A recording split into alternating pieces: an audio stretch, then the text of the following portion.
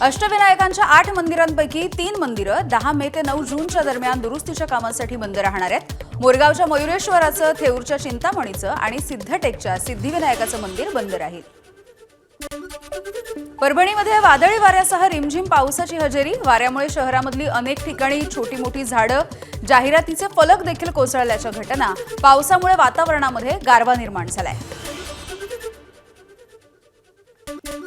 भंडाऱ्यामध्ये मानधन नको, मात्र आता कायम करा. समग्र शिक्षा अभियानाच्या कंत्राटी कर्मचाऱ्यांचं आंदोलन. तर प्रशासनाच्या लेखी आश्वासनानंतर आंदोलन तुर्तास थांबवलं. धुळ्यामधल्या शिरपूरमध्ये अवैध मद्य तस्करीच्या विरोधामध्ये धडक कारवाई. 44 लाख रुपयांचा मुद्देमाल जप्त. अवैधरित्या दारूची वाहतूक होत असल्याची पोलिसांना गोपनीय माहिती. तळकोकणामध्ये सलग दुसऱ्या दिवशी अवकाळी पाऊस. दोडामार्ग तालुक्यामधल्या तिलारी खोऱ्यामध्ये सोसाट्याच्या वाऱ्यासह अवकाळी पाऊस झालाय. उकाड्यापासून हैराण झालेल्या नागरिकांना दिलासा.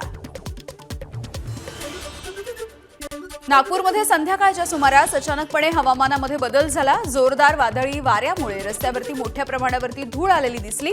वाहन चालकांना अडचणींचा सामना करावा लागलाय. रेल्वे प्रशासनाच्या भोंगळ कारभाराचा कोकणवासियांना फटका. गाड्या वेळेत सुटत नसल्यामुळे प्रवाशांचे हाल. जनरल डब्यासाठी नागरिक पहाटेपासून स्थानकावरती ठाण मांडून. धुळे तालुक्यामधल्या लामकानी शिवारामध्ये विहिरीमध्ये पडलेल्या बिबट्याला बाहेर काढण्यात यश आलंय. वन विभागाने तात्काळ रेस्क्यू ऑपरेशन राबवलं आणि या बिबट्याला ताब्यात घेतलंय. एबीपी माझा, उघडा डोळे बघा नीट.